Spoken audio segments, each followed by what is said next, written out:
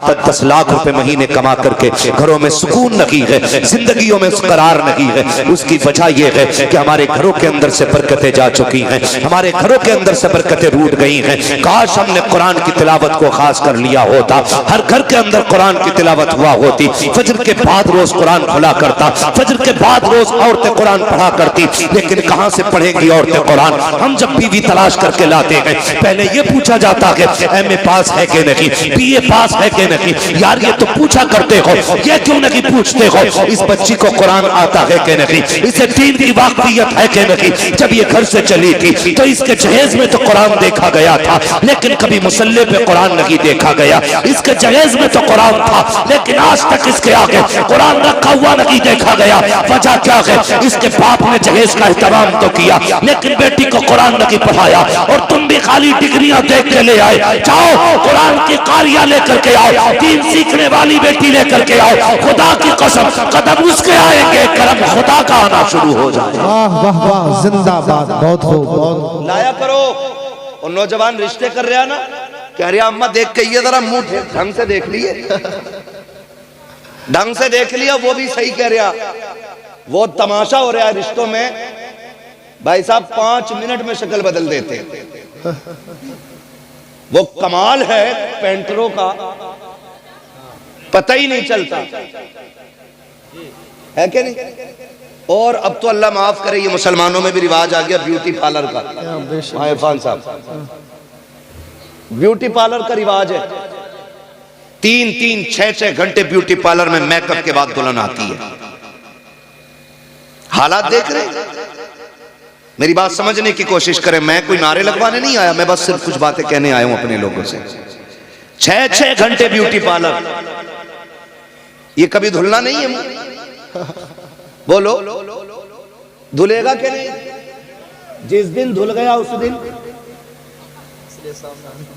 असलियत सामने आनी है भाई। तो 6-6 घंटे ब्यूटी पार्लर, और उसके बाद 8 दिन बाद तलाक।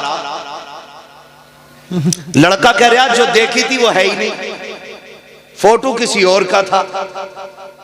इससे समाज बर्बाद हो रहा है, इससे हमारी सोसाइटी तबाह होती जा रही है। हालात इतने बिगड़ चुके हैं। अच्छा खुद बताइए, हम दूल्हा पीछे रहता, कैमरे वाला आगे नहीं रहता। बोलो, जो जितना ज्यादा नाक वाला ना इतना ही बड़ा कैमरा लगवा रहा। एक जगह गए, निकाह का मसला था तो वकील बना दिया गया, इजाजत लेने गए, हमसे पहले कैमरे वाला घुसा पड़ा था। मौलवी से पहले कैमरे वाला। यार हम मुसलमान हैं। कौन है हम? कौन है हम? मुसलमान। मुसलमान। हमारी सबसे बड़ी दौलत को गैरत कहा जाता है, और आज वही हमारे पास नहीं है। कैमरे वाला घुस जाता हर जगह जाकर, बाकायदा बुलाया जाता है, कहा जाता सही से वीडियो बनाना, ये सही से बनाना, देखना ये चलेगी बाद में। हमें गैरत आनी चाहिए।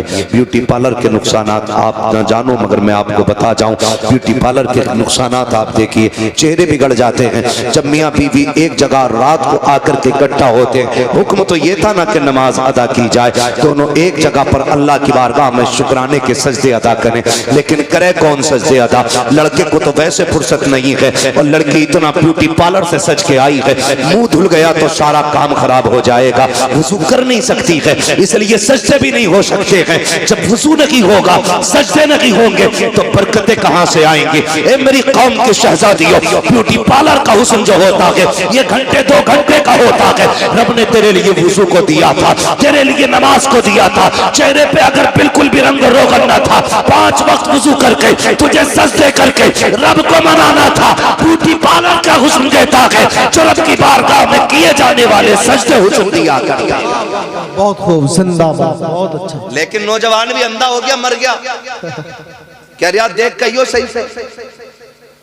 सही से देखियो। एक ने ना तो ऐसे करके देखा, रगड़ रगड़ के, पाउडर तो नहीं है। हालात देखो, ये क्या है मालूम है? ये दीन से दूरी है, दीन से दूरी। बेशक, ये बेशक, कड़वी सच्चाई है, ये हमारी दीन से दूरी है। तो रिश्ते भी अगर करते हैं ना तो हम डिग्रियां देख के करते हैं। कभी सिर्फ ये मत देखो, ये मत कहो अम्मा देख के आए ना तो ऐसा देख के आना रिश्ता कि वो उसका चेहरा अच्छा हो, उसकी नाक अच्छी हो, उसके कान अच्छे हो।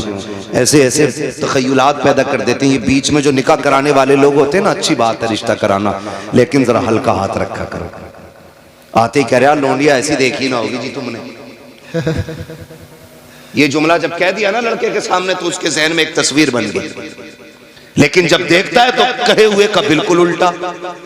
फिर यहां से नफरत पैदा हो जाती है, नफरत पैदा हो जाती है। तो ये बीच वाले लड़की ऐसी है कि देखी नहीं होगी, और लड़के की बात आवे तो लड़का 90,000 कमा रहा।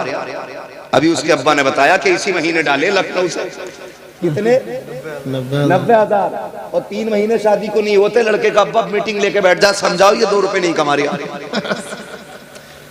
भाई, ये शादी से पहले तो 90,000 कमा रहा था। तो मसला क्या होता, धोखा, फंसाना किसी को। भाई जो रिश्ता कराने वाले लोगों को कितना मिल जाएगा, 500 रुपए और एक जोड़ा। गलत बोलोगे तो पूरी जिंदगी लानतें और मिलेंगी। और उधर से आके कह रहा 90,000 कमा रहा, तुम क्या दोगे? तो बाप होता, कहता यार चलो ठीक है 90 कमा रहा है तो हम भी 10 लाख दे देंगे। कहा ना जी 10 में बात ना चलेगी, उसका रिश्ता फला जगह से आ रहा है, 12 तो वही देने कह रहा है, तुम 15 दो। तो 15 कह करके तय कराया जाता है। और जब शादियां होती हैं, राज खुल के आते हैं, लड़की के बाप को पता चलता है ये तो निकम्मा निकला, फिर वो 15 में से 10 काट के 5 देता है। फिर जब लड़की ससुराल आया करती है, फिर जो तमाशे होते हैं, लड़का वाला कहता है लड़की से, उसका शौहर कहता तेरे बाप ने 15 का वादा किया था, 5 दे करके धोखा किया है। लड़की कहती है तू भी कोई दूध का धुला नहीं है, तेरे बाप ने भी 90 बताए थे, जब से मैं घर में आई हूँ 1 रुपया कमा के नहीं लाया है। गैरत आनी चाहिए। क्या नतीजा निकालोगे इससे? अगर माशरे को सुखी रखना चाहते हो, झूठ ना बोला करो, सच बोला करो। और ये कभी तलाश न करना 90,000 कमाने वाला हो, 1 लाख कमाने वाला हो, लड़का ऐसा तलाश करो कि भले 100 रुपए कमा के लाए, हलाल के लेके आए, किसी का हक मार के न लाए, किसी का दिल दुखा के न लाए। अल्लाह ऐसा कादिर मुतलक है, अगर हलाल कमाने वाला होगा अल्लाह 100 में भी 1 लाख की बरकतें अता फरमा दे। वाह वाह वाह, जिंदाबाद, बहुत खूब। मतलब नहीं है डाकू हो चाहे मगर 1 लाख ला रहा हो, बहुत खूब। हाँ, मगर अल्लाह भी ऐसा कादिर मुतलक है, लाओ कौन सा डाकू लाओगे निकाल के बड़ा बनेगा। 1 थोड़ा कमर में निकाल देता है, 1 थोड़ा जमीन बिकवा देता है, 1 थोड़ा जमीन बिकवा देता है। वरना तुम नहीं जानते, बुरा ना मानना। अमीर अक्सर कैसे जाते, brain tumour, brain haemorrhage, cancer, फालिज। गरीब बुखार आया निकल ली, सिरसाम हुई निकल ली, ये सस्ते निबट जाते हैं। खुदारा रब से रिस्क हलाल मांगो। और दुल्हन देखो तो पढ़ी लिखी, दीनदार, और दामाद देखो तो वो भी दीनदार। अब तो लोग ना बुंदे वाला दामाद ज्यादा पसंद करते हैं। हाँ, बुंदे वाला दामाद। क्यों भैया ज्यादा काबिल है क्या? क्या मसला बुंदे वाले का? दाढ़ी में कट निकले हुए। हाँ, अब कट तो हजरत अल्लाह माफ करे, एक तो बिच कपड़ा बनवाए कर जाता सर, बिस कपड़े हैं बहुत सारे, पीछे से बिच कपड़ा पूछ उसकी, यहाँ दूर से देखने में लग रहा कोई जानवर बैठा है इसके सर पे, और बड़ा अच्छा मुस्कुराता हुआ रहा। मैंने शर्म करिया, और दाढ़ी में एक ने ऐसे कट मारा जैसे इसके टांके भरे हुए। जैसे पुरानी चोट होती है ना, तो कभी कभी पुराने निशानात चोट के ऐसे होते हैं कि बाल ही नहीं जमते, ऐसा मारा कट दाढ़ी में। मैंने कहा एक्सीडेंट हुआ होगा, यहाँ से फट गया होगा। करीब से देखा तो मुड़े हुए थे बाल। हालात है। दामाद किसका? बब्बन का, छन का, जुम्मन का। यही मसला चल रहा है यार। एक बात तो सुनो, और लड़कों तुमसे भी गुजारिश है, ज्यादा मालदार ससुर भी मत ढूंढना। दोनों बातें मैं असल बात कह के जा रहा हूं, दीनदार लड़की तलाश करो। मगर रिश्ते अल्लाह माफ करे, कह रहा बड़े लोगों में इसलिए रिश्ता किया ताकि थोड़ी सी अपनी भी दैल हो। और वो भी कह रहे दामाद ऐसा होना चाहिए जो चले तो कुछ धमक होनी चाहिए। इतना धमकदार ढूंढ लिया, ससुर खुद परेशान है। फिर कह रहा तावीज दे दो, उसकी दमक से ससुर परेशान का ऐसा दामाद चाहिए जिसके सामने कोई ना टिके। अब ससुर भी सामने टिकने तैयार नहीं, बीवी भी सामने टिकने तैयार नहीं, मारा मारा फिर रहा तावीज़ों के लिए। क्यों लगा रखे हो ये चक्कर? तुमने एक फैसला गलत किया है, दीनदार तलाश करना था घराना, अल्लाह रसूल से प्यार करने वाला ढूंढना था दामाद, तुम्हें ऐसा दामाद ढूंढना था जो 5 वक्त का नमाजी हो, इसलिए कि जो अल्लाह का हक अदा कर सकता है वो तेरी बेटी का भी हक अदा कर सकता है, और जो रब से नहीं डर सकता वो अपने ससुर से कैसे डर सकता है? सुभान अल्लाह, बहुत खूब, जिंदाबाद। बहुत अच्छा कहने अरे हाफिज जी हैं खाली, हाफिज जी को लोनिया न दे, हाफिज जी हैं खाली, मर के देख यही हाफिज जी काम आ। हाँ जी, दुआएं मांगा करो अल्लाह नस्लों में आलिम पैदा करे। ये खुशनसीबी होती है जिसकी नस्ल में आलिम पैदा हो जाता है, वरना जिन घरानों में आलिम नहीं होते ना तो हालात देखते हो, सर में दर्द हो तो पानी मौलाना से पढ़वा के लाओ, बुखार हो तो पानी इमाम साहब से पढ़वा के लाओ, और दम निकलने लगे अल्लाह सबकी रूह निकालने के मामलात आसान फरमाए।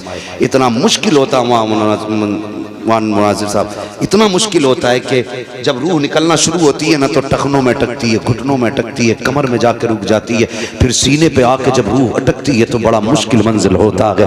मुश्किल मंजर होता है जब रूह सीने में आके अटक जाती है, जब गले पे जाके रूह का काम रुकता है ना। खुदा की कसम मैंने लोगों को जमीन से तड़प में उठते हुए देखा है, तड़पते हुए देखा, फिर कहते हैं लाओ कोई गिलास उठाओ, मौलाना से पानी पढ़वाओ, बच्चा गली गली घूम रहा है लेकिन कोई पढ़ने वाला नहीं मिल रहा है, कोई मिल भी गया का जल्दी पढ़ दो अब्बा का इंतकाल होने वाला है, रूह नहीं निकल रही है, पानी पढ़ दिया गया, बच्चा लेकर के आ गया लेकिन पानी हलक के अंदर गया ना गया, बड़ा मुश्किल मंजिल होता है। क्या कि अच्छा हो कि तेरा बेटा अगर कुरान का कारी हो, आलिम दीन हो, रूह निकलने का काम शुरू हो, इधर ये कुरान पढ़ना शुरू कर दे। खुदा की कसम जहाँ जहाँ रुकने का मंजर रूह का आएगा, जो मकाम रूह के ठहरने के हैं, जब उन पे पहुंचेगी और तेरा बेटा यासीन की तिलावत करता होगा, फरिश्ते कानों के अंदर मुबारकबादियां देते होंगे, रूह कैसे निकल जाएगी पता भी नहीं चलेगा।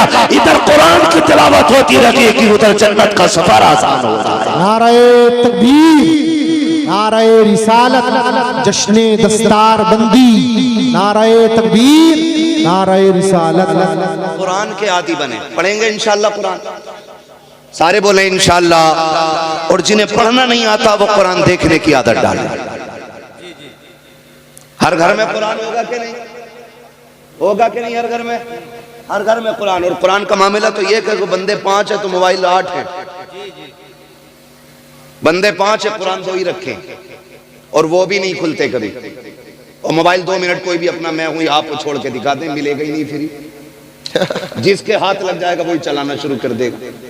लेकिन कुरान 2 रखे, कोई खोलने वाला नहीं। जहेज में कुरान आ जाए तो सास कहती है कुरान तो कई रखे, इसे मस्जिद में पहुंचा दो। फ्रिज को संभाल के रखेगी, टीवी को संभाल के रखेगी, गाड़ी को साफ कराएगी, सारी चीजों पे सफाई कराएगी। कुरान की बारी आ गई मस्जिद में पहुंचा दो, 2 ही उन्हीं कोई ना खोलता। ये गैरत की बात है। जब कुरान घर में रखने की जगह ना हो, समझ लेना कयामत आने वाली। ये है हमारा कुरान से प्यार, ये है हमारी कुरान से मोहब्बत कि हमारे घर के अंदर कुरान के लिए जगह नहीं रही।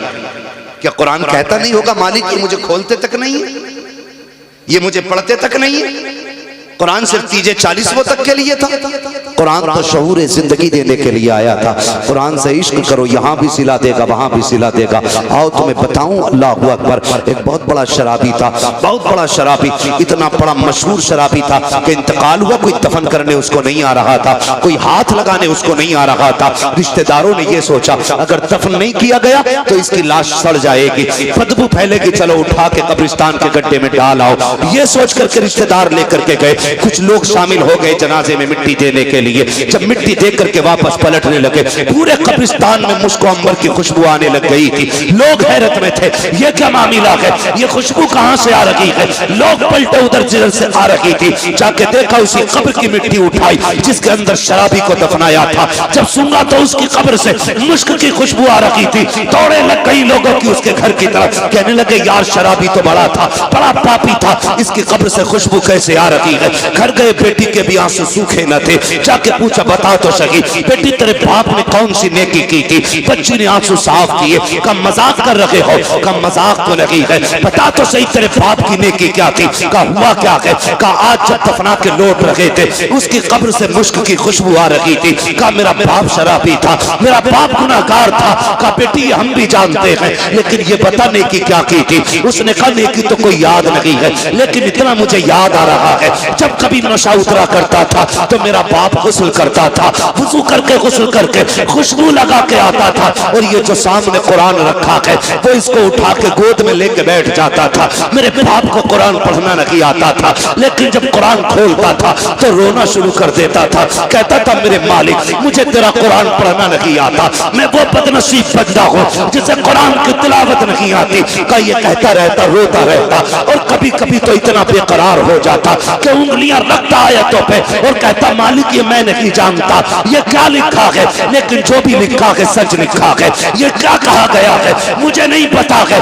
लेकिन जो भी तूने कहा है सच कहा है। का इतना मुझे याद है, लोगों की चीखें निकल गई, कहने लगे वाह रे मालिक, अगर कुरान से प्यार करने वाला तेरा इतना प्यारा हो सकता है तो कुरान पढ़ने वाला तेरा कितना प्यारा हो सकता है। नारे तकबीर, नारे रिसालत, अजमत कुरान, नारे तकबीर, नारे रिसालत।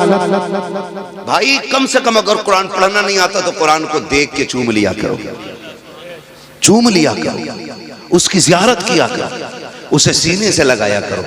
तुम कुरान को अपना दोस्त बना लो, कब्र और हश्र में कुरान तुम्हें अपना दोस्त बनाएगा। सारी जन्नत में जाना चाहते हैं ना, मैं हाथ नहीं उठवाऊंगा, क्योंकि हर मोमिन की ख्वाहिश जन्नत है। और मेरे हुजूर ने फरमाया था जब भी हाथ उठा करें तो अल्लाह से जन्नत मांग लिया करो, ये जन्नत मांग लिया करो। तो हर बंदे की ख्वाहिश जन्नत में जाना है। सबसे सच्चे साथी को कुरान कहा जाता है, और यही हम नहीं पढ़ते है। जिसे देखो चौराहे पे इतनी लंबी जीभ निकाल के बातें करता। और कई बार तो कई जगह ऐसा हुआ, एक जगह जाना हुआ, पता चला हो कि मुक्तदी तो इमाम साहब के फोटो खींच ले करे सजदे में, कि देखो जी पैर हिल गया था तुम्हारा, है कम थोड़े ही है फोटो खींच के दिखा रहे, देखो यकीन ना तो तुम्हें, देखो अरे यार तू सजदा कर रहा था कि फोटो खींच रहा था। अपने अपने अमल के बारे में सोचे, अपने अमल के बारे में हर बंदा ये सोचे यार मेरे अमल बेहतर होने चाहिए। हर शख्स की ये ख्वाहिश होनी चाहिए मेरा अमल बेहतर होना चाहिए। कोशिश ये किया करो क़यामत के दिन मैं बख्शा जाऊं, मेरा काम बन जाए। लेकिन मसला ये नहीं है, हमने जो जिंदगी समझी है ना, हम तो ये सोचते हैं जिसके पास गाड़ी है, बंगला है, वही कामयाब है। नहीं, जिसके सीने में कुरान की मोहब्बत है वो बड़ा कामयाब है, बड़ा कामयाब है। फरमाया गया जब हाफिज कुरान का जनाजा उठता है ना, अल्लाह हुक्म देता कब्र को, खबरदार मेरे कुरान का हाफिज आ रहा है, एक बाल को भी हाथ ना लगा देना। जमीन वादा करती है मालिक मुझे तेरी इज्जत की कसम, जैसा मेरे सीने में आएगा वैसे ही कयामत के दिन पेश कर देंगे। ये इज्जत किसे मिल रही है? कुरान वालों। लेकिन कुरान भी आसानी से नहीं आता, बड़ी मेहनत होती है कुरान पढ़ने पढ़ाने की। हम लोग तो ये सोचते हैं ना 100 रुपए दे दिए और काम हो गया हाफिज जी। ये मदरसा चलाने वालों से पूछो कितनी मेहनत से मदरसा चलता है। खुदा की कसम मदरसे के मुतवल्ली को, सेक्रेटरी को अपने बच्चों की इतनी फिक्र नहीं होती है जितनी मदरसे की फिक्र होती है। ये यकीन कर लीजिएगा आप मेरी बात का, इतनी फिक्र नहीं होती अपने बच्चों की जितनी मदरसों के बच्चों की फिक्र होती है। तनख्वाह की फिक्र होती है, महीने के खर्च की फिक्र होती है। लेकिन कुछ लोगों को यही फिक्र रहती है इसे फंसावे कैसे। हाँ? ये भी एक फिक्र रहती है इन्हें फंसाया कैसे जाए, ये सबसे बड़ी फिक्र लगी रहती है। और हिसाब लगा रहा, हाँ निशान मार के कहेगा कैसा प्लास्टर कराया, ये कैसा प्लास्टर कराया है, छुट रहा सस्ता वाला करा दिया होगा। मगर हालात हमारे क्या, हमारे घर की एक लाइट फ्यूज हो जाए ना तो 1 घंटे के अंदर मिस्त्री आएगा और ठीक करके जाएगा। मस्जिद मदरसों की लाइटें बंद हुए महीने बीत जाते हैं, कोई देखने नहीं आता। ये कड़वी सच्चाई है, महीने बीत जाते हैं कोई देखने नहीं आता। मैं तो सलाम करूंगा उस बाप को जिसने बेटे को कुरान का कारी बनाया है। वो माएं मुकद्दरों वाली हैं जिन माओं ने अपने बेटों को हाफिज बनाया। वो बहन नसीबों वाली है जिसने ऐसे भाई को रोटी खिलाई कि जिसने कुरान की दौलत अपने सीने में उतारी है। और ये देखना, ये सारे लोग इसके बदले में इंशाअल्लाह जन्नत में जाएंगे। इतनी बड़ी दौलत है, वरना औलाद किसे प्यारी नहीं होती है बताओ? हर माँ बाप को औलाद जो अपने माँ बाप के प्यारे वही बोले औलाद। अब तो सारे प्यारे बन गए ना, जब तक मतलब की नहीं आए बंदा बोलना ही नहीं चाहता। सारी औलाद माँ बाप की प्यारी होती है। और जब लड़की पैदा होती है तो भले ही मुंह उतर जाए, लड़का पैदा हो जाए माने अमीन साहब तो लड्डू इससे पतला नहीं बटता। यही है ना। और खुशी भी होती है, लड्डू बटते भी हैं और बटने भी चाहिए, क्योंकि जिससे नस्ल चलती है वो भी कोई आम चीज नहीं, नस्ल भी अल्लाह नसीबों से चला। मैं बेटों की मुखालफत नहीं कर रहा हूं, लेकिन कुछ बताना चाह रहा हूं आपको। बेटा पैदा हो, विलादत से 1-2 दिन पहले या 1 घंटा पहले ही बुकिंग हो जाती है, भाई 10 किलो लड्डू बनने हैं। कितने? बोलो यार, बोलो, सो मत। 10 किलो बनने। और इत्तेफाक से हॉस्पिटल से खबर आ जाए कि बेटी आई है, 5 मिनट हजरत फोन स्विच ऑफ करके लेट जा। लड्डू वाला फोन कर रहा है, ये कब जाएंगे? बोले तू ही खा ले। अरे बनवाए क्यों थे? कह रहा हमने तो सोचा लड़का पैदा होगा, डॉक्टर भी कह रहा था, लेकिन लड़की आई है। तो बोला क्या हो गया? तो बोले अब तो पानी ना उतर रहा, हालत से लड्डू की बात कर। क्या बात। बेशक ये मुसीबत आने लगती है लोगों के चेहरे पे, और ये खुद लाई हुई मुसीबत है। अल्लाह की तरफ से तो बेटियों के साथ रहमत आया करती है। तो बेटा पैदा होता, लड्डू बटते क्यों? इसलिए कि बेटा बाप के बुढ़ापे का सहारा होता है। आ गई इतनी बात समझ में? बेटा बाप के बुढ़ापे का सहारा होता है। सारे बोले सहारा होता है। बेशक जाना, खाली बैठ के नहीं कहना। यहाँ पे मुझे आज सिर्फ जो है तालीम पे बात करनी है, मदरसे पे बात करनी है, वरना मैं उधर जाता तो इंशाअल्लाह एक पूरा पेंट करके जाता आपको। बेटा बाप के बुढ़ापे का सहारा होता है, और होना भी चाहिए। भाई कोई बंदा एक पेड़ लगाता है तो फिर उम्मीद होती है कि इस पे फल आएंगे। वो कहा था किसी ने, पेड़ उम्मीदों का ये सोच के काटा ना गया, फल ना पाएंगे इस पे तो हवा ही देगा। अगर दरख्त फल भी ना दे, साया तो फिर भी देता है ना। तो ये सोच के दरख्त खाए जाते हैं कि ये साया देगा। अगर बाप ये सोच के बेटे को पालता है कि बुढ़ापे का सहारा बनेगा, तो क्या गलत सोचता है। हर शख्स अपनी बुनियाद पर डाली हुई चीज से उम्मीद रखता है। छत इसलिए डाली जाती है कि इसके नीचे बैठने का मौका मिलेगा, दरख्त इसलिए लगाए जाते हैं कि फल खाने का मौका मिलेगा, बेटे को देख के इसलिए खुशी मनाई जाती है कि बुढ़ापे का सहारा बनेगा। यार जब बेटे ने दहलीज पे कदम रखा, खुशियां की खुशियां थी, होश संभलने लगा, बाप ने क्या कहा? बेटे को कुरान पढ़ाना है। हालात ने ये कहा अगर पढ़ाना है तो बेटे को दूर करना पड़ेगा, अपने आप से जुदा करना पड़ेगा, मोहब्बतें कुर्बान करनी पड़ेगी। बताओ तो क्या मोहब्बतें हैं? आप कभी देखना, आपको अंदाजा हो जाएगा माँ बाप को औलाद से प्यार कितना होता है। सर्दी की रातों में आपका बेटा सोता है, 3 बार उठ के चेक करते हो कहीं रजाई से सर तो नहीं खुल गया है, कहीं पैर तो नहीं निकल गए हैं। माँ उठ के चेक करती है मेरा बेटा बिस्तर से बाहर तो नहीं है, कहीं नीचे तो नहीं गिर गया है।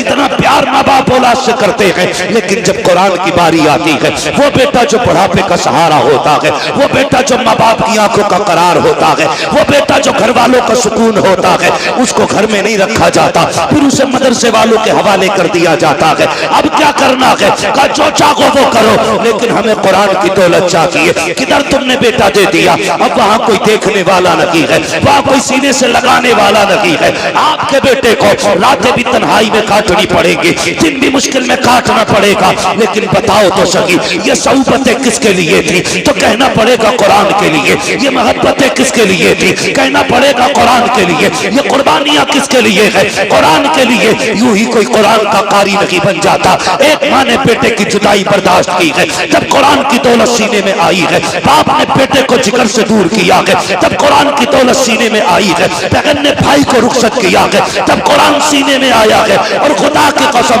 जाओ मदरसों को जाकर के देखो, मदरसे चाहे कितने गरीब क्यों ना हो, अपने इदारे का जायजा लो जा करके। जितने तलबा पढ़ते होंगे नीचे बैठ के पढ़ते होंगे, वुजू करने के लिए ठंडा पानी होगा, लेकिन एक तारीख बता दो अपने इदारे की, कोई सर्दी की वजह से मर गया हो, कोई ठिठुर के मर गया हो, कोई सर्दी की वजह से नहीं मरा, किसी को बीमारी नहीं लगी है फर्श पे बैठने से। वरना हमने बड़े बड़ों को देखा है, अगर जमीन पे नंगे पैर चल लेते हैं तो कभी सिरसाम हो जाती है, कभी फेफड़े जाम हो जाते हैं, कभी नाक बंद हो जाती है। लेकिन ये मदरसा है, जब से मदरसे में आए हैं, बैठने के लिए भी ठंडा फर्श है, बैठने के लिए भी ठंडा फर्श है, चलने के लिए भी ठंडा फर्श है, वुजू के लिए ठंडा पानी, और धूप निकलते नहीं, बल्कि रात के 3-3 बजे उठ करके ये कुरान वाले जब ठंडे पानी से वुजू करते हैं, खुदा की रहमतें सलाम करती हैं इनको। तुम्हें क्या पता, खुदा की कसम, ये मदरसे के अंदर रहते हैं, कितनी रातें सर्दियों में गुजरती हैं, किसी को कुछ नहीं मालूम है। लेकिन बताना ये चाहता हूँ, आपका बेटा एक दिन घर पे रह के जमीन पे लेट जाए, पसली चलने लगती है, नाक बंद हो जाती है, ये रोज जमीन पे बैठते हैं लेकिन कभी बीमार नहीं होते हैं। वजह क्या है? वजह सिर्फ इतनी है, जब बच्चे घर पे रहते हैं माँ बाप देखभाल करते हैं, जब मदरसे में आते हैं तो रसूल पाक देखभाल करते हैं। नारे तकबीर, नारे रिसालत, मुफ्ती हम्माद साहिब किबला, नारे तकबीर, नारे रिसालत जिंदाबाद। ओ भाई, हुजूर का करम है मदरसे वालों, और सरकार का हर उस शख्स पे करम है जो भी मदरसे वालों से प्यार करता है। हर उस शख्स पे करम है जो मदरसे वालों से प्यार करता है। जानते हैं हम कितने बड़े गुनाहगार हैं। मैं हाथ नहीं उठवाऊंगा कितने 5 टाइम के नमाजी हैं, कितनों ने मोबाइल में कब कब क्या देखा।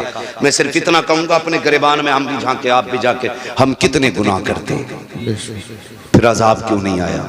जानते हो, अल्लाह किसी बस्ती से जब गजब फरमाता है ना, नाराज होता है, हुक्म देता है फरिश्तों को, जाओ इस बस्ती में जाके पत्थरों की बारिश कर दो। लेकिन फरिश्ते जब आते हैं ना तो उन अचानक आवाज आती है, ठहर जाओ, वापस आ जाओ। फरिश्ते वापस हो जाते हैं। जब फरिश्ते वापस होते तो अल्लाह से जाके कहते, मालिक तू नहीं भेजा था, तूने बुला लिया, बता क्यों भेजा था, क्यों बुलाया? कहा मुझे गजब था उनके गुनाहों की वजह से। कहा फिर वापस क्यों बुलाया? कहा रात के 3 बजे मेरे बंदों में से एक 10 साल के बच्चे ने कुरान खोल लिया, उसने बिस्मिल्लाह पढ़ी है, मेरी रहमत जोश में आ गई है, मैंने सारी बस्ती वालों के गुनाह उसके कुरान की वजह से माफ फरमा दिए।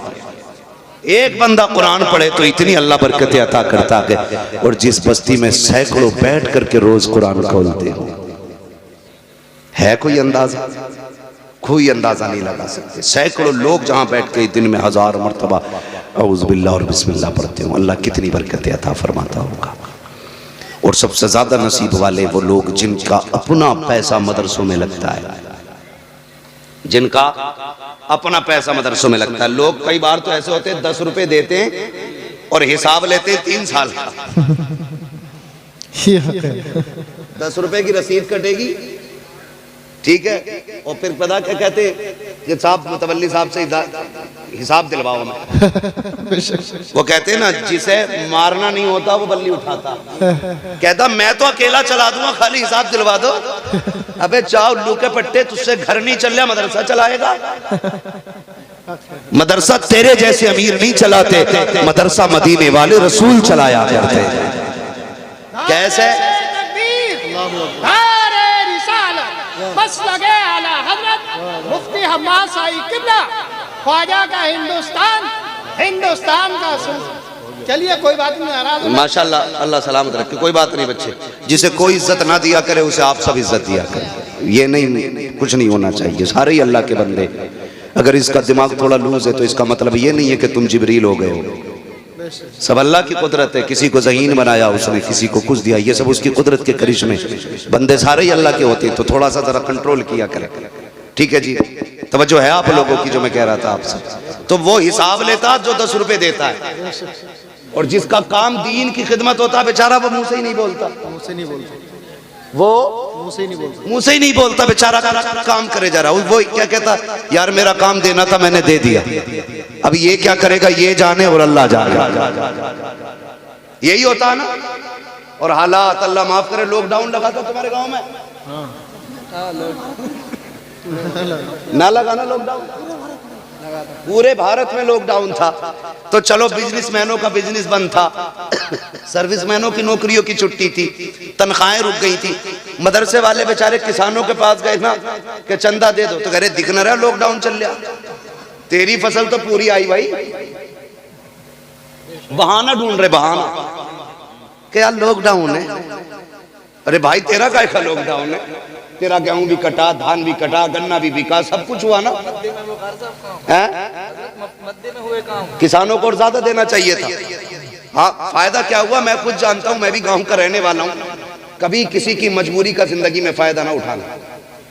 जब लोग मजदूरी करने वाले लोग थे, शहरों में काम बंद हो गए ना, तो जमींदारों ने 50-50 रुपए में उनसे नलाइयां कराई हैं। गलत कह रहा हूं मैं? लगा दिया यानी 50-50 रुपए में नलाइयां कराई हैं। कह रहे चल जा तो चल, वरना और बहुत। तो जिसके घर खाने नहीं वो बेचारा 50 के 25 पे भी जाता, 10 रुपए में भी काम करता। ये किसने किया? जमींदारों ने। अच्छा, मैं किसी जमींदार को बुरा नहीं कह रहा हूं, ये ना सोचना भाई तंज कर रहा है। मैं बस एक बात बताना चाहता हूं आपको, कभी किसी की मजबूरी का फायदा ना उठाओ। अच्छा, गरीब जो है ना मजदूरी देने में जल्दी करता है, मालदार कहता चल बे 200 रुपये मांगने आ गया, कल को आ जाइए। वो बेचारा गरीब कल को फिर आ गया, तो कहते बड़ी भाई तुझे भाई बड़ी जल्दी हो रही है, कल तो मना ही करा था। तो आपकी नजर में 200 रुपये हो सकते हैं, लेकिन किसी के घर का पूरा खर्च भी हो सकता है। वो ये क्यों भूल रहे हैं आप? इस 200 रुपए में किसी के चूल्हे का खर्च और किसी की दवा भी तो हो सकती थी। आप क्यों हिसाब लगाते अपनी इनकम से? अगर किसी के 10 रुपए भी मजदूरी के हैं तो हुजूर के फरमान के मुताबिक मजदूर की मजदूरी पसीना सूखने से पहले दे दो। इस पे अमल क्यों नहीं करते? 50-50 रुपए में काम कराया, जो ईंटें 10,000 में पल नहीं थी 1500 में पल गई। हाँ, और नलाइयां डट के हुई, नले नलाए खेतों में लोग जाके बैठ रहे थे। गन्ना इतना मोटा होता तो इतना हुआ, ये हुआ था लॉकडाउन में। लेकिन मदरसे वालों से हमने फिर भी यही कहा, लॉकडाउन चल रहा, लॉकडाउन चल रहा। लोगों ने कई बार लोग कहते हैं, सुनो मैं आज कह रहा हूं, लोग कहते हैं बीमारी लग गई, हवा ऐसी चली है, ऐसा वायरस है, गन्ना मारा जा रहा है। मैंने कहा तुमने नहीं जाना, लॉकडाउन लगा था तो तुमने खड़ी खेतियों में तूने के फायदे कमाए थे, लेकिन अल्लाह रसूल को भूल गए थे।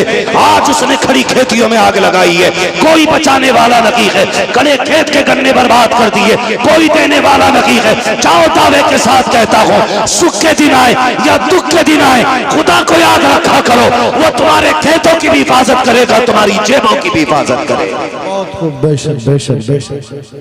जब मरने लगते हैं तो अल्लाह याद आता, जब कसरत होती है तो मेरी नलाई से हुआ, ये तो खाद डाला था तो हुआ इतना गन्ना। लेकिन जब वो लेता है तो खाल उजड़ देता है, और जब देता है तो छप्पर फाड़ के देता है, बेहिसाब अता फरमाता है। इसलिए खुदारा सबसे अच्छी तिजारत है अपने रब से तिजारत करो। किससे? अपने रब से तिजारत करो। अगर चाहते हो कि आपकी दुनिया भी कामयाब रहे, आखिरत भी, तो फिर अल्लाह से तिजारत करो। और अल्लाह से तिजारत क्या? वो फरमाता है तुम्हें 1 दो, मैं तुम्हें 10 दूंगा, 10 दूंगा। और मैं तो रब तो ये कहता मैं जितना चाहूं उतना दे दूं, मगर हम अल्लाह से तिजारत नहीं करते। हम तो पार्टनर ढूंढते, कर्रा वाला है भाई, ठीक है अच्छी फराम है, कर लिया और वही डुबकी मार गया पैसा। अल्लाह से तिजारत करो, अल्लाह से तिजारत करो, अपनी कमाइयां ना दीन के कामों में लगाओ। कब्रिस्तान जाते हैं, कब्रिस्तान बोले हैं डरो मत यार, मैं कोई नमाज जनाजा पढ़ाने थोड़ी आया। कब्रिस्तान जाते हैं ना, जो नहीं जाते उन्हें 4 लोग लेके जाते हैं, जो खुद जाते हैं वो लौट भी आते हैं, जिन्हें लेके जाया जाता वो लौट के नहीं आते। हाय गाफिल वो क्या जगह है जहां 5 जाते हैं 4 फिरते हैं। समझ गए? जाया करो। कब्रें देखी है, हर तरह की होंगी, ऊंची भी होंगी, नीची भी होंगी, बैठी हुई भी होंगी, गली हुई भी होंगी, ऐसी भी होंगी जिन पे कपड़े पड़े रहते हैं, ऐसी भी होंगी जिन पे कोई मिट्टी डालने भी नहीं आई। कोई गारंटी है हमारे मरने के बाद ये जितनी हमारी नस्लें हैं ये कब्र पे ही बैठी रहेंगी? सोचो जरा, सोचो, गारंटी है कोई? जब हम ही नहीं जाते अपने परदादा की कब्र पे तो हमारी औलाद चली जाएगी। आने वाला दौर और नाजुक दौर है यार, कोई नहीं आने वाला। इसलिए अपनी आखिरत का इंतजाम खुद कर जाओ। किसको करना है? खुद करना है। आखिरत और कब्र का इंतजाम हमें खुद करना है। लल्ला का इंतजाम कर दिया मरने के बाद, बीवी का इंतजाम कर दिया मरने के बाद, बच्चों का इंतजाम कर दिया मरने के बाद, अपना भी कुछ किया? इस धोखे में रहते हैं कि लल्ला आएगा शबे कदर में बख्शवा देगा, शबे बारात में आएगा बख्शवा देगा।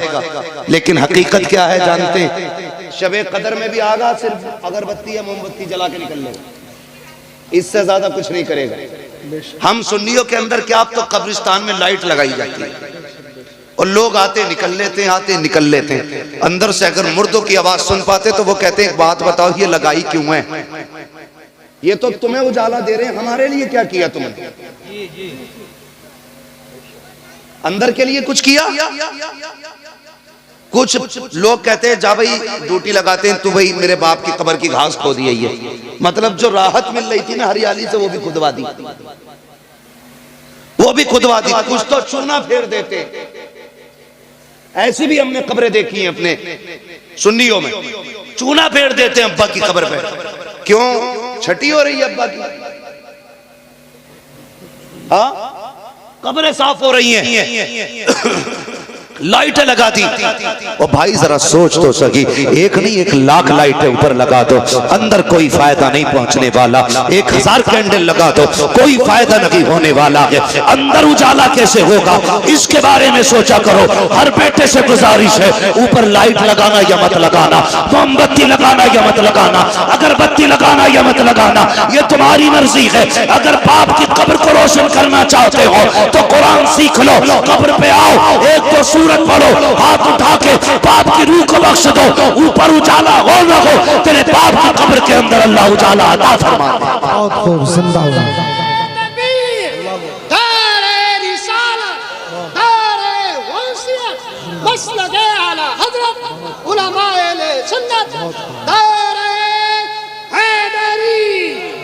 तवज्जो है आपकी? तो अंदर का इंतजाम करो। जब मर जाते हैं ना लोग, हमारी देखो खुशफहमी, मर जाते हैं तो कहते हैं मेरे अब्बा बहुत अच्छे थे। बोला क्यों? कि एक बार ना कुत्ते को पकड़ कर पानी पिलाया था। एक ने की याद है इसे अपने अब्बा की। और कह रहा मेरे अब्बा बहुत अच्छे थे, एक कह रहा मेरे अब्बा बहुत अच्छे थे। क्या हुआ?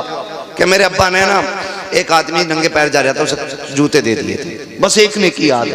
बस मरने के बाद तो हम चाहते हैं कि सब हमारे मरने वालों को जन्नती बना दें, लेकिन जीते जी क्यों नहीं चाहते जन्नती बन जाए? इंतकाल होता है, खुदा की कसम ये कड़वी सच्चाई है। हमारी कौम के अंदर 2 काम होते हैं। जैसे कि इंतकाल होता है ना, इंतकाल के साथ बेटा फौरन कब्रिस्तान की तरफ की बजाय बाजार जाया करता है। जैसी बाजार जाता है वहां से कुरान की पेटी खरीदता है, और खरीदने के बाद फिर घर लेकर के आता है। कहता मेरे बाप का नाम डाल दो पेटी पे, उसको मस्जिद में उठा के रख दिया जाता है। तुम्हें क्या लगता है ये पेटी रख के सवाब पहुंचाएगी? पेटी से रख के बख्शिश होती रहेगी? ऐसा नहीं होना है। अगर ये पारे पढ़े जाएंगे तभी तेरे बाप को सवाब मिलेगा। कितनी पेटियां रख के तो उनके पारों में खून लग गए, पारों को दीमक खा गई, कोई खोलने वाला नहीं आया। पेटियां रख के जंगालूद हो गई, कोई खोलने के लिए नहीं आया। जब तक रखे कोई सवाब नहीं मिला। अगर ये चाहते हो तुम्हारे बाप को सवाब मिले तो बेटियों का हदिया ना करा, बल्कि मदरसे में आ जा, मौलाना यामीन से आके कह कि वो तालिब इल्म बता दो जिसके पास पहनने के कपड़े ना हो, सर्दी का लिबास ना हो, बिछाने का गद्दा ना हो, या वो जगह दिखा दो जहाँ बैठ के कुरान वाले वुजू करते हैं और ठंडा पानी आता हो। बाप का इसाले सवाब के लिए मैं गीजर का इंतजाम करना चाहता हूँ, या वो जगह बता दो जहाँ से बच्चे गर्मी में गर्म पानी पीते हो, मैं इनके लिए फ्रिज का इंतजाम करना चाहता हूँ। अगर जन्नत चाहता है तो मदरसे के अंदर पढ़ने वालों के लिए पंखे लगवा दो, पानी का इंतजाम करा दो, बैठने का इंतजाम करा दो। तेरे इंतकाल के बाद कोई दुआ करे ना करे, कोई हाथ उठाए ना उठाए, अगर तेरे दिए हुए पंखे के नीचे ये कुरान वाले बैठ के कुरान पढ़ेंगे, तेरे दिए हुए फ्रिज से अगर इन बच्चों ने पानी पिया, खुदा की कसम जैसे पानी का पहला घूंट हलक से उतर के कलेजे को ठंडा करेगा, अल्लाह उससे पहले तेरी कब्र को जन्नत की हवा से ठंडा करेगा। सुभान अल्लाह। नारे तकबीर। तवज्जो है ना आप लोगों की? आखिरत का इंतजाम करके चलो, आखिरत का इंतजाम करके चले। नौजवानों, तुमसे मेरी गुजारिश है, जितने लोग कमाई करते हैं ना नौजवान, मेरा मशवरा है, कोई हुक्म नहीं है शरीयत का, आदेश नहीं है, मशवरा है। अल्लाह तौफीक दे, जो महीने में कमाते हो ना उसका कुछ हिस्सा फिक्स कर लो कि हम कुरान पढ़ने वालों पे लगाएंगे। बेशक सुभान अल्लाह। कमाई भी ज्यादा हो जाएगी, बरकतें भी हो जाएंगी, जहां भी रहोगे अल्लाह की हिफ्ज़ व अमान में रहोगे। ये सबसे बड़ा वजीफा महफूज रहने का। चलते फिरते हादसे हो रहे हैं ना, एक्सीडेंट हो रहे हैं, चेहरे नहीं पहचाने जाते। कई बंदे दूर से ना भाई दुआ के लिए कहते हैं, दुआ करना, परदेश में हूँ, बाहर हूँ, बड़ा परेशान हूँ, और कुछ तो ये कहते हैं अल्लाह ने करम कर दिया, पहाड़ पे से गिर रहा था, ऐसा हुआ वैसा हुआ। मैं डायरेक्ट ये पूछता हूँ, नेकी बताने की कौन सी की है? तो अक्सर बचने वालों के पीछे कुरान वालों की दुआएं नजर आया करती हैं। नौजवानों, ये काम कीजिए आप, इंशाअल्लाह ये आखिरत तक के लिए नेकी हो जाएगी और इंशाअल्लाह ये मग़फ़िरत का जरिया भी बनेगा। करेंगे इंशाअल्लाह। आज तकलीफ इस बात की होती है कि कुरान कायनात को जीने का सलीका सिखाने के लिए आया था, लेकिन आज कुरान को कब खोला जाता है? अगर किसी घर से कुरान पढ़ने की आवाज आती है तो लोग समझ जाते हैं शायद कोई मर गया है, या कोई बीमार है, या किसी के भूत उतारे जा रहे हैं, क्योंकि चंद खास मौकों के अलावा हमें कुरान पढ़ने की मोहलत और फुर्सत नहीं मिलती है। ये कड़वी सच्चाई है। हम न्यूज टाइम से टाइम देखते हैं, अखबार भी पढ़ लेते हैं, अगर नहीं खोल पाते तो कुरान नहीं खोल पाते। कई सारे नौजवान ये कहते हैं हमें आते ही नहीं पढ़ना। तो मैं पहले ये मशवरा दूंगा कि तालीम के लिए कोई उम्र खास नहीं है। महबूब अलैहिस्सलाम ने फरमाया था, माँ की गोद से लेके कब्र तक इल्म सीखो। लेकिन हमारी कौम जितना जोर इस दीन के अंदर इल्म सीखने पर दिया गया, उतनी ही हमारी कौम इल्म सीखने में पीछे है। आप अंदाजा लगाएं, कोई माँ बाप अपने बच्चे को हाई स्कूल पढ़ा लेते हैं ना तो कहते हैं बहुत पढ़ गया भाई लल्ला, जबकि हाई स्कूल ये बुनियाद है आगे बढ़ने की, पहली सीढ़ी होती है कामयाबी की। हम हाई स्कूल पे रोक के बंदे को कहते हैं दुकान कर ले। और इल्म दीन का जहां तक सवाल है, नादरा पढ़ाते हैं, वो भी कैसे साला हमारा जाका। हाँ? और माँ बहन है, अल्लाह माफ करे, इन्हें कुरान पढ़ते सुन लो तो चक्कर आ जाए। दादी पोती बन गई, नानी बन गई, लेकिन अभी तक अलिफ लाम ज़बर अल है मीम ज़बर हम अभी हिज्जे ही चल रहे हैं, वो ही खत्म नहीं हुए पूरी जिंदगी में। याद रखिएगा एक बात जहन में बहुत पक्के तरीके से, कुरान पढ़ने का फायदा तब होता है जब कुरान को तजवीद से पढ़ा जाता है, और इसका फुकदान नीचे से लेके मिंबर तक है। कितने बड़े बड़े लोगों को मैंने देखा कि बड़ी पगड़ी वाले भी हैं, बड़े नाम वाले भी हैं, लेकिन खुतबा सुनो तो पसीने आ जाते हैं। लोग ना बरकत के लिए 40 दिन नहीं 80 दिन भी पढ़ लेते हैं, लेकिन बरकत नहीं हो रही। कहते हैं कुरान पढ़ा बरकत नहीं हुई।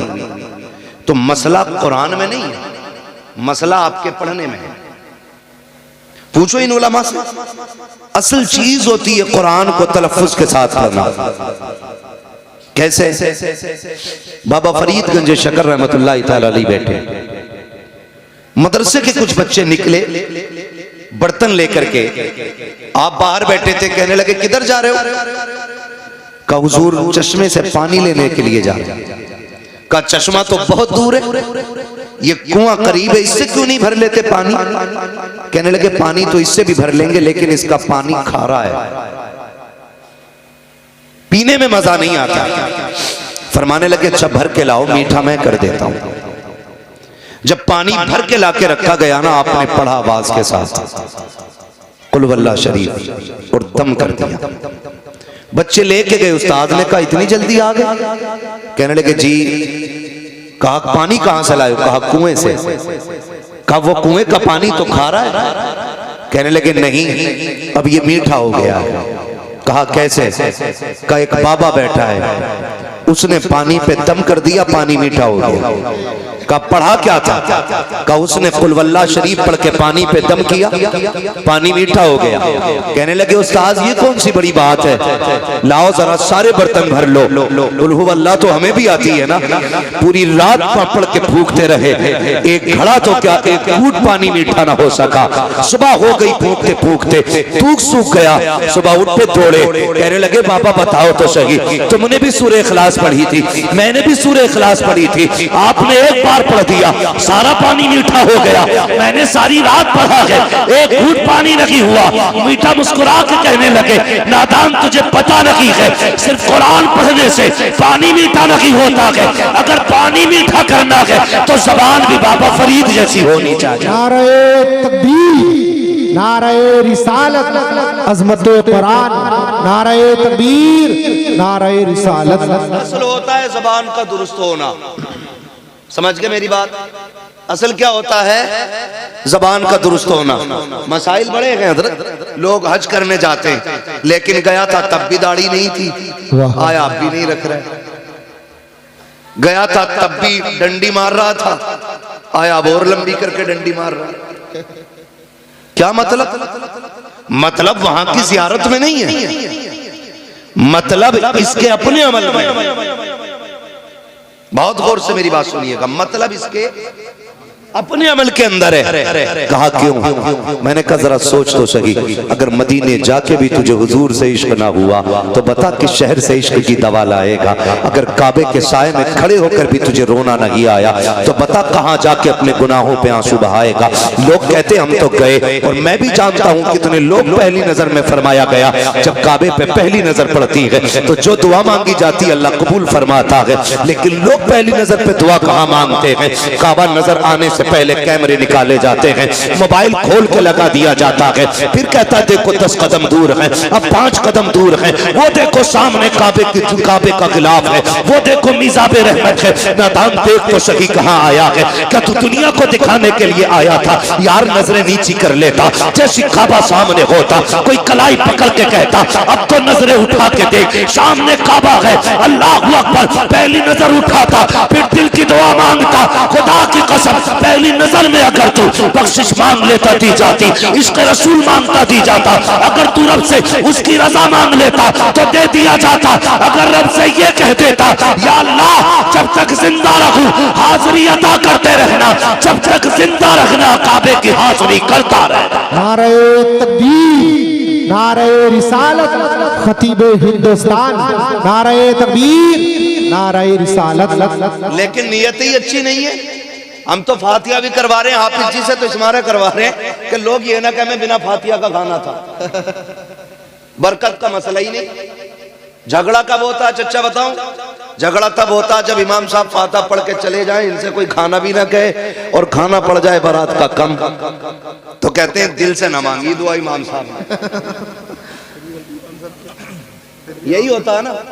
अरे मौलाना ने दुआ सही से नहीं की, हमने तो खाना खत्म होगा ना तो लोग पूछे फातिया ना कराई थी।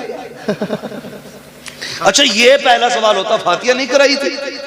ये कोई नहीं पूछता बता खाना खड़े करके खिलाया था कि बैठा के खिलाया था? ये कोई क्यों नहीं पूछता खाना सुन्नत के मुताबिक खिलाया था या शैतान के तरीके पे खिलाया था? क्योंकि जिम्मेदार मौलवी को ठहराना। और आप बड़े अच्छे लोग हैं यहाँ तो माशाल्लाह, इमामों की इज्जत भी होती है, मैं जानता हूँ, बड़े कदर वाले लोग हैं, अल्लाह सलामत रखे। और जो उलमा की इज्जत करते हैं ना, अल्लाह उनकी नस्लों में आलिम पैदा फरमाता है। ये याद रखिएगा, जो उलमा की इज्जत करते हैं उन्हीं की नस्लों में अल्लाह उलमा भी पैदा फरमाता है। तो होता क्या है, हम लोग नियत की तरफ नहीं देखते, हमारी नियत किधर थी, हमने तो कह दिया फातिहा नहीं पढ़वाई थी, तो ये मसला होता। आपके बस्ती में मदरसा चल रहा है, खुद जरा दिल पे हाथ रख के ये फैसले करें, बात सच्ची है तो फिर ठीक है, फिर अमल भी करने की कोशिश करनी है। हम जरा ये सोचें कि हम जो मदरसा चला रहे हैं, जो हम खाना वाना खिलाते हैं, तो पहले मदरसे के बच्चों को खिलाया जाता है या पहले खास मेहमानों को बुला के खिलाया जाता है? इस बात पे गौर करें। और अगर दावत की मैं बात करूं ना मौलाना, तो मौलवी के और पढ़ने वालों के लिए मैयत से पहले दावत ही नहीं होती। जब तीजे की देगे बनती है ना, तो हाफिज जी से कहियो बच्चे आ जाएंगे खाने। 40वें की बनती है तो हाफिज जी से कहियो। कई जगह तो बेचारे को मौलवी को मैयत के अलावा कपड़े भी नहीं देते लोग। ये इज्जत है हमारे समाज में उलमा की, ये इज्जत है हमारे समाज में इल्म वालों की। तीजे 40वें से पहले खाना नहीं, मैयत से पहले कपड़े नहीं। अल्लाह तौफीक दे, घर में तेरे वलीमा हो, पहली कुर्सी पे जो कोई बैठे ना, तो कह पहले हुजूर के दीन का वारिस बैठे, पहले उसको बैठाइए और उससे कहिए बिस्मिल्लाह पढ़ के खाने का आगाज आप करें। पहले उसे खिलाओ, फिर देखो अल्लाह खाने में कितनी बरकतें अता। वाह वाह वाह। हम ये तो चाहते हैं कि हम मुअज़्ज़ज़ बने, हम ये तो चाहते हैं हमारी इज्जत हो, लेकिन हम ये क्यों नहीं चाहते हैं कि हम भी आलिम बने? मुझे सबसे बड़ी खुशी इस बात की हुई कि आज जो बच्चा फारिग हो रहा है ना, वो आपकी बस्ती का है। वरना अक्सर गांव में मदरसा चलाते हैं, गांव वाले फारिग होते हैं बाहर के। चिढ़ नहीं है इस बात से, अच्छी बात है, दूर दूर के आके इल्म सीखे, लेकिन बड़ी बात यह है कि चिराग के नीचे अंधेरा नहीं रहना चाहिए। ये असल बात है कि चिराग के नीचे अंधेरा नहीं रहना चाहिए, जबकि चिराग ही के नीचे सबसे ज्यादा अंधेरा रहता है। अल्लाह आपको सलामत रखे। पढ़ाइए अपने बच्चों को, दीन सिखाइए। आप अंदाजा नहीं लगाते, कभी सोचा करें कुरान कितना अहम था हमारे लिए, कितना जरूरी था हमारे लिए। आज हालात देखें, वो दौर गुजर गए यार, जब परिंदे आके दीवारों पे बैठते थे। सुबह मुसल्ले से उठने वाली माएँ कुरान खोल के पढ़ा करती थी, परिंदे आके कुरान की तिलावत सुना करते थे। जब वो चहकते थे तो माएँ उठ के उनको दाने डाला करती थी। वो तिलावत सुन के भी जाते थे, दुआएं दे के भी जाया करते थे। हमारे घरों में बरकतें होती थी। तब लोग 100-150 नहीं, 10-20 नहीं, 2.5 रुपए कमाने वाले लोग इज्जत और शान से जिया करते थे। आज करेंगे इंशाअल्लाह। आपका ये महबूब इदारा, इसने आपको हाफिज कुरान दिया। अब कितने लोग अपने माँ बाप से प्यार करते हैं, जरा बताएं हाथ उठा के। सारे ही करते हैं ना माशाअल्लाह। जो नहीं करते अल्लाह उन्हें भी मोहब्बतों की तौफीक अता फरमाए। ठीक है, अब मेरी आपसे एक गुजारिश है और एक मैं बतौर मशवरा एक बात कहूँ। माँ बाप ने हमसे आज तक कुछ नहीं मांगा, जिंदा हैं या चले गए, लेकिन हमसे कीमत नहीं मांगी उन्होंने अपनी परवरिश की, हमसे उजरत नहीं मांगी उन्होंने हमसे इस बात की कि हमने तुम्हें पाला सिला दो।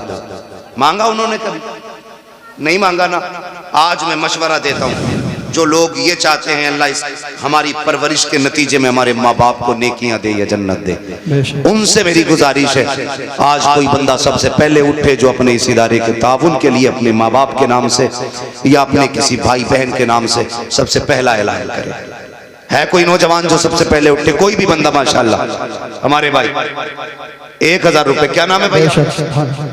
नन्हे भाई की जानिब से 1000 का ऐलान है माशाल्लाह। अल्लाह सलामत रखे। सबसे पहले उठने वाला हाथ हमारे भाई, क्या नाम है? मोहम्मद एहसान भाई की जानिब से 500 रुपए। है कोई और बंदा भाई? जल्दी से जरा मुझे शजरा भी सुनाना, मेरे भाई ने पर्चा दे दिया था, ठीक है, लेकिन शजरा सुनाऊं बाद में माशाल्लाह। 5000 सुभान अल्लाह। हाथों को बुलंद करके बोलिए,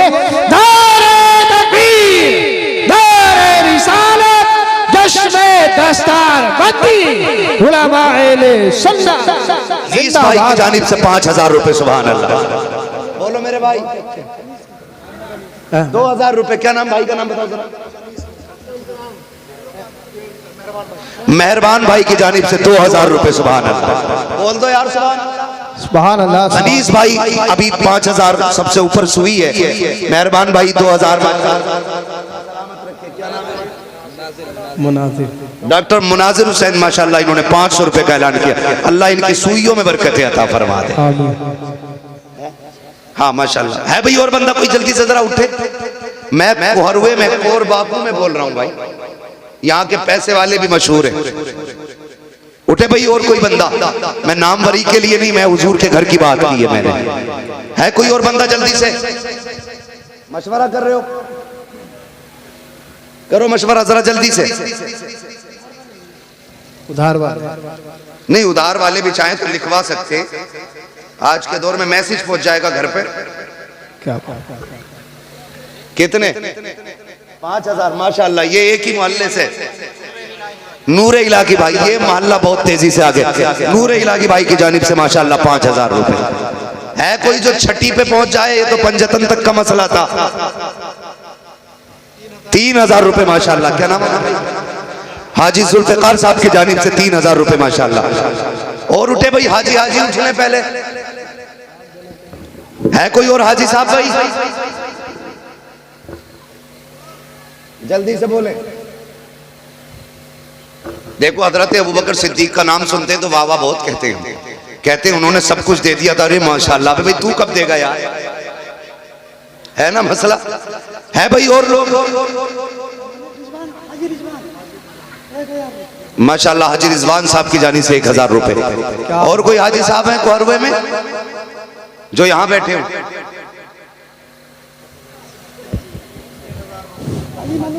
माशाल्लाह हाजी मलूक साहब की जानिब से 1000 रुपए का ऐलान माशाल्लाह। अगर 100 बंदे 1000 वाले भी खड़े हो जाते हैं ना तब भी काम हो जाता है। लोग कम है तो 5-5 वाले खड़े हो जाओ, 20-25-100, तब भी मदरसे का काम होना ही होना है भाई। और कोई बंदा? देखो कुछ लोग ज्यादा चादर में लिपट के ना बैठे माशाल्लाह। है कोई इधर कोई बंदा? है भाई। ये सब कोरवे वाले लोग हैं कि बाहर के भी हैं? सारे कोरवे के माशाल्लाह। वो तो कोई भी है, हुजूर का घर है, जिसको भी हिस्सा लेना माशाल्लाह माशाल्लाह। क्या नाम? यामीन भाई की जानिब से 2000 रुपए माशाल्लाह। 2000 रुपए यामीन भाई की जानिब से। उठो भाई, कोई छठी में है पहुंचने वाला? पंजतन भी हो गया है। 2000 रुपए मुकीम भाई की जानिब से माशाल्लाह। ये मोहल्ला बड़ी तेजी से अच्छा चल रहा है। उम्मीद है दाएं बाएं के लोग भी रंग बदलेंगे अपना, क्योंकि खरबूजे को देख के खरबूजा रंग बदलता है। क्या नाम है? फरीदुद्दीन भाई माशाल्लाह 2000 रुपए। है कोई और मसला भाई आगे? माशाल्लाह पीछे से 3 उंगलियां उठ गई हैं। इमरान भाई 3000 रुपए माशाल्लाह। उठो यार, ये 2-3 हजार रुपए तो एक हफ्ते भर की दवा में चले जाते हैं। ये जाय नहीं हो रहे, ये बैंक बैलेंस हो रहा है इंशाल्लाह। अगर ये पैसा मदरसे के काम आएगा तो जब तक इदारा चलता रहेगा सवाब मिलता रहेगा। है कोई और बंदा भाई? जल्दी से बताए जरा। मुझे इस मोहल्ले से उम्मीद बड़ी है।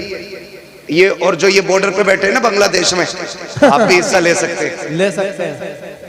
हाँ ले सकते हैं। यहाँ आधार देख के नहीं बुलाया जा रहा है भाई। है उठो यार जल्दी से नौजवानों।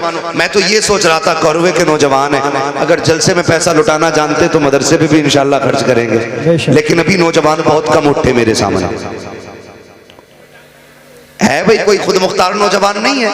ये सारे ही अब्बा के खर्चे पे फुलने वाले नौजवान हैं। उठे नौजवान जल्दी जल्दी, जिसको जो हिस्सा लेना माशाल्लाह।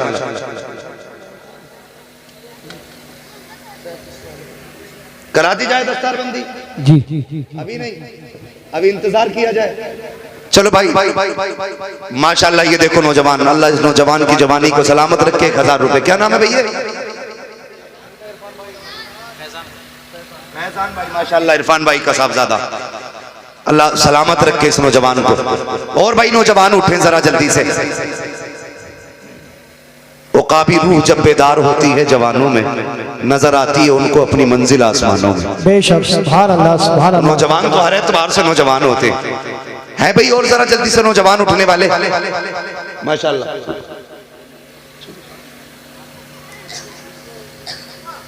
बोले जरा, मैं ना तो सबका मुंह देखूंगा।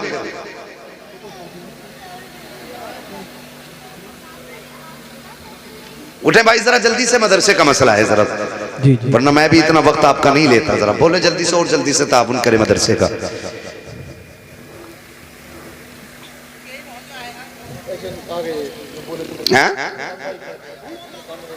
बड़ाइयों का मोहल्ला तो यहाँ तो रखना रहते हैं क्या? ना रहते क्या, क्यों कह रहे हो? रिश्तेदारी भी सुभान अल्लाह। क्या माशाअल्लाह। ये देखो नौजवान मेरा भाई बिलाल 1000 रुपए पेश किए। अल्लाह इनको हुजूर के बिलाल का सदका अता फरमाए। हमारे एक भाई क्या नाम है? जमील भाई माशाअल्लाह 500 रुपए पेश किए। बस मैं यही चाहता हूँ नौजवानों, बहुत लंबा खर्चा नहीं है, 500 रुपए हर नौजवान कम से कम करे। ये इदारे का मसला अल्लाह सलामत रखे माशाअल्लाह। नौजवानों उठो जल्दी से। क्या बात। 6000 रुपए माशाअल्लाह। देखो छठी का चांद भी दिख गया है और भाई भी छठी के नाम से उठ गया है। महराज भाई ना, महराज भाई ने 6000 रुपए गरीब नवाज की निस्बत से पेश किए। बेशक क्या बात। एक और नौजवान उठा मेरा भाई, सुभान अल्लाह। 6000।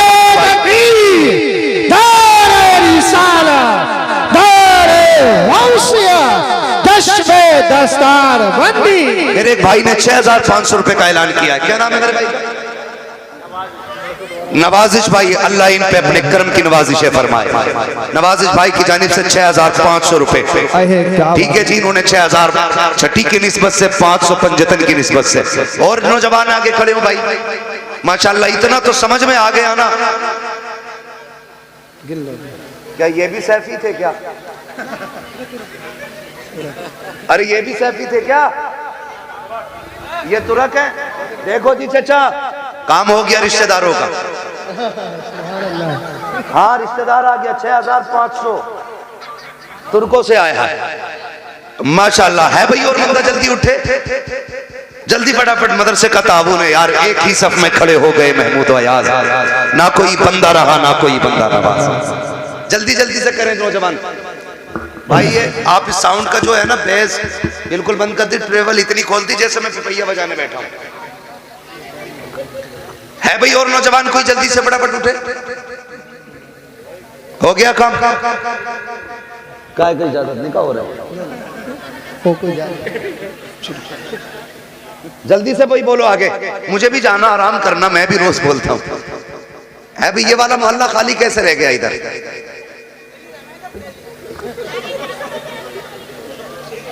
ये मैंने एक बात पहले कह दी, एक ही सफ में खड़े हो गए महमूद अयाज। ना कोई बंदा रहा ना कोई बंदा नवाज। यहां सबसे आगे वो होगा जो सबसे ज्यादा अपनी हैसियत से देगा। मसला ये भी देखा चचा, मैंने बात बताऊं कि आदमी की हैसियत 1100 रुपए की होती है, लेकिन 11वें में 11 ही रुपए देवे। पता ना कौन सी अकीदत है उसकी भाई। ठीक है जी, हैसियत के मुताबिक अगर बंदा 10 रुपए भी दे रहा है, बहुत दे रहा है, बहुत दे रहा है। अगर किसी की जेब में 50,000 पड़े, उनने 500 दे दिए तो क्या दे दिए? जिसकी जेब में सिर्फ 10 थे उसने 10 दे दिए तो बहुत दे दिए। ठीक है जी भैया। और है कोई बंदा उठे?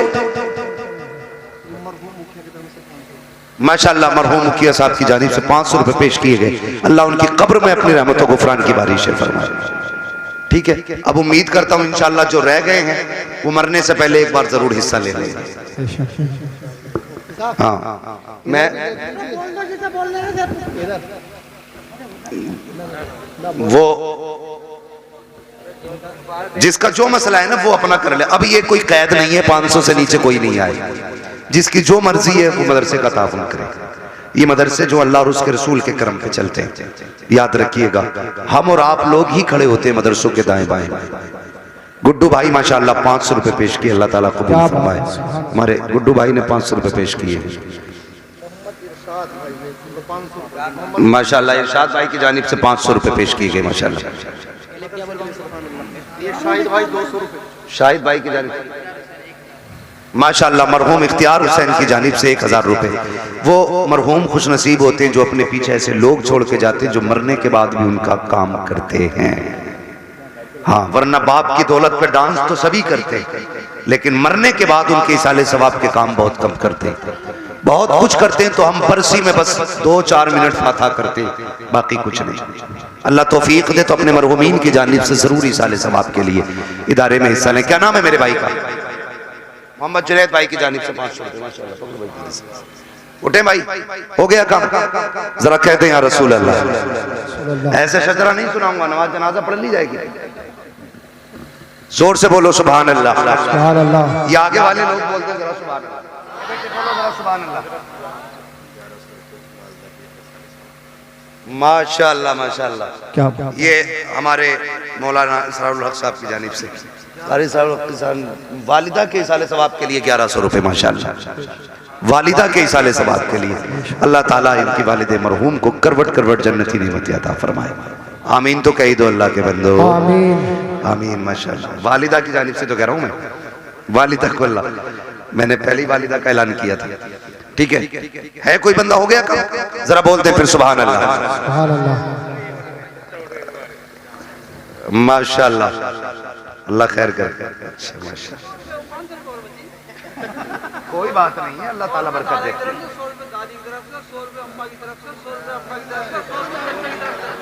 माशाल्लाह 5 मरहूमीन की जानिब से 500 रुपए पेश किए हमारे चचा ने।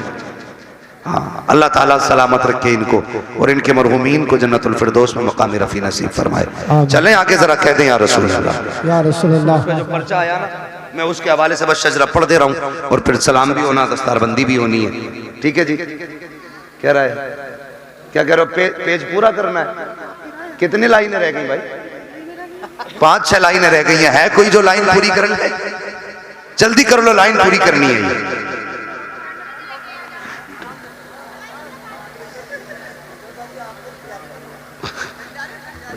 अभी धीरे धीरे पैसे लाएंगे। उम्मीद करूं कि 2-3 मिनट में ये 4 लाइनें पूरी हो जाएंगी। माशाल्लाह, अल्लाह सलामत रखे। माशाल्लाह, ये देखो साजिद भाई, मोहम्मद साजिद माशाल्लाह 500 रुपए, सुभान अल्लाह माशाल्लाह। अल्लाह हमारी माँ बहनों को, हाँ जो जिसका मसला है वो अपना हैसियत से अपना ताउन करे मदरसे का, वरना औरतों ने तो अपने कान नाक के जेवर तक उतार के दे दिए दीन के लिए। वो अपने अपने जज्बात के ऊपर बात होती है ना, ठीक है? तो जिसका जमन करे। एक दूसरे का मुंह क्यों देख रहे हो भाई? अपनी जेब देखो।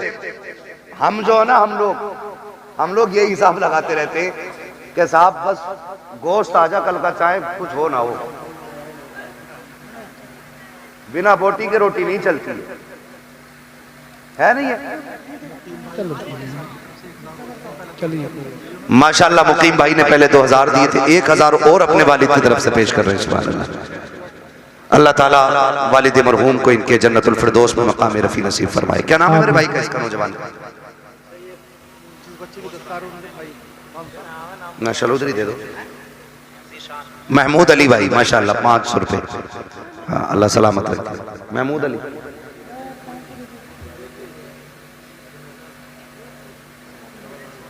सरकारी नौकर 500 रुपए वाले।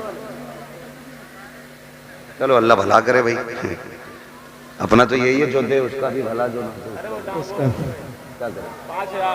माशाल्लाह। नारे तकबीर, हाथ उठाकर बोलिए नारे तकबीर, नारे रिसालत, जश्न दस्तार बंदी उलमा। माशाल्लाह हाफिज एहतशाम साहब के भाई, इन्होंने 5000 का ऐलान किया। अल्लाह सलामत रखे। जब भाई उठा है तो फिर और भी तो रिश्तेदार होंगे, हैं? तो खाला जब दावत में कम ना रहती तो पैसे देने में कम थोड़ी रंगी खाला मामू नानी, सभी का हिस्सा होना चाहिए ना। हमारे एहतशाम हाफिज साहब के भाई ने इसमें हिस्सा लिया माशाल्लाह, अल्लाह ताला कबूल फरमाए। तुमने दे दिया ऐसे भाई?